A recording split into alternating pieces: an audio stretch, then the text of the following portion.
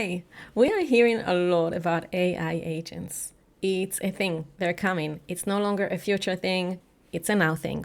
Let me show you what they are so that we understand the details, we understand from the inside, and we become smarter builders and smarter buyers. How I like understanding things is often from the inside. So I lift up the hood, I have a quick look, and I go, okay, I get it. I understand what we're talking about. So let's do that. There are many platforms for AI agents. We're going to start with the simplest one that has the most integrations and is the easiest to use. And I'll mention a few more later. The easiest one is Zapier. So here I am inside Zapier. And I'm in the agents area, agents.zapier.com. And I hit new agent. There are a lot of templates, makes it easy. And I'm going to have a look at this one, the inbox categorizer for Gmail. And there's a prompt here.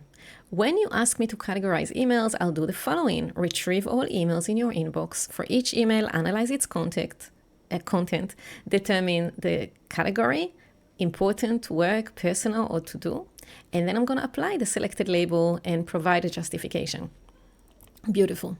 So what's different here compared to the prompts we're used to seeing with AI is that this one has tools. It has the tool to find emails in Gmail. It has a tool to add a label to an email. And it has a tool to create a label if that label doesn't exist.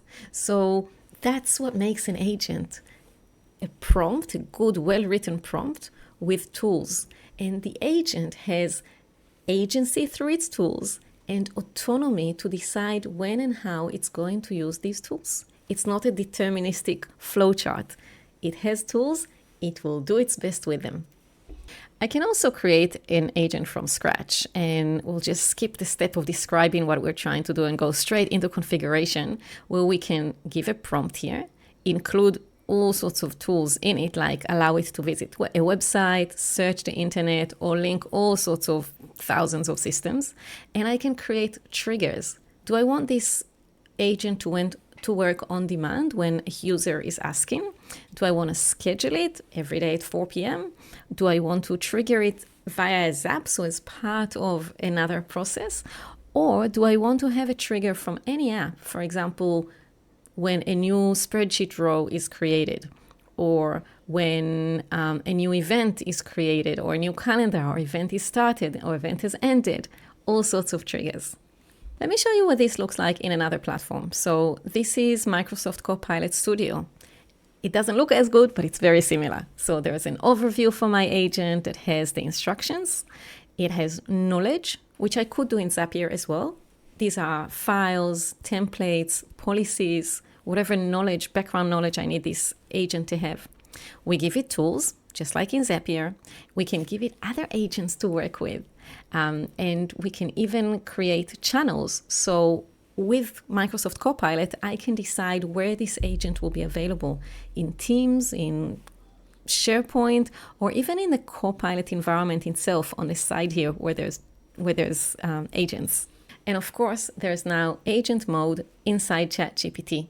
So in the usual ChatGPT user interface, I can not only talk to ChatGPT about my world, but I can ask it to go and do things. That's an agent that has a browser access. It has its own browser. It doesn't take over mine.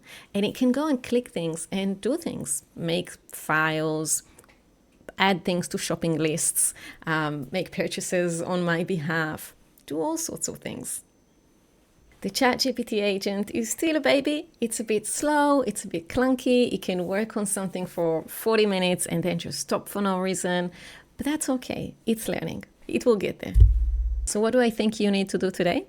Well, I think you should start playing with agents. I think you should start playing probably with an easy environment like Zapier, because it has the most integration, so you're most likely to be able to do what you want it to do.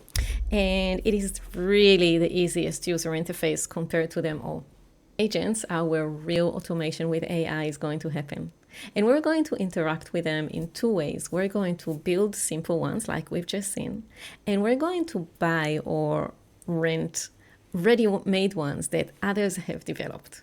And I think it's important for us to have a play with them now, even if we're not going to build them long term, so that we have a real understanding of what they are and how they work. And when someone comes and offers to sell us an AI agent, we know what we're looking at. We can tell if it's just a glorified prompt And we can ask questions about how it's built, what it's built in, and how it's going to work for us. We need to remember that when we deploy an agent and we let people interact with it, our staff or external users, they now have access to a tool that's AI that has access to our systems and autonomy to do things. And we know AI can have a mind of its own. It can be convinced to do things it's not meant to do. It can be tricked, it can be pushed, it can be confused. So we need to think very carefully about security and how we make those agents secure. For now, I don't think we should expose any agents to the world to play with until we develop how we're going to keep them secure. And the whole world of security around AI agents, it's just developing. People are just seeing the problems that are happening and developing the protections around them. We're not quite there yet. It's a really interesting space to watch. In our AI bootcamp this Friday, I'm bringing in a human developer, software developer that builds AI agents. And I'm going to interview them in front of everyone as if they're selling me the development project of an AI agent. And I'm going to ask them all the questions to make sure that this agent is safe and is protecting me. It's going to be really interesting. If you want to join, there's still some spots.